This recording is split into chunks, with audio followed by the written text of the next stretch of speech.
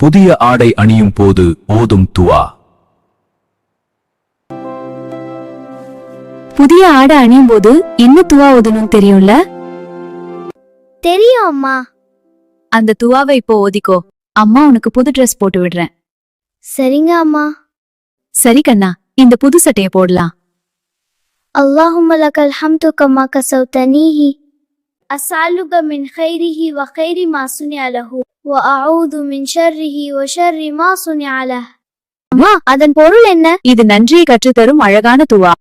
அல்லாவே, இந்த உடையை எனக்கு அணிவித்ததற்காக உமக்கே எல்லா புகழும். இந்த உடையின் நன்மையையும் இது எதற்காக செய்யப்பட்டதோ அதன் நன்மையையும் உன்னிடம் கேட்கிறேன்.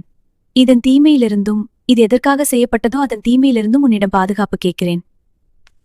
நாயகம் ஸல்லல்லாஹு அலைஹி வஸல்லம் அவர்கள் நவின்றதாக உமர் ரலியல்லாஹு அன்ஹு அவர்கள் அறிவிக்கிறார்கள்.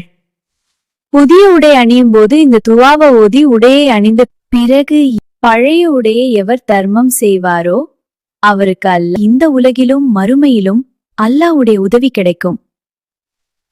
மேலும் முசீபத்துகளை விட்டு பாதுகாக்கப்படுவதுடன் பாவங்களை விட்டும் மன்னிக்கப்படுவார். இன்னொரு முக்கியமான விஷயம், எப்போ உடைய கழத்தினாலும் பிஸ்மில்லான்னு கூற வேண்டும். அப்படி யார் கூறுவார்களோ அவருடைய வெட்கஸ்தலத்தை ஷைத்தானால் பார்க்க முடியாது.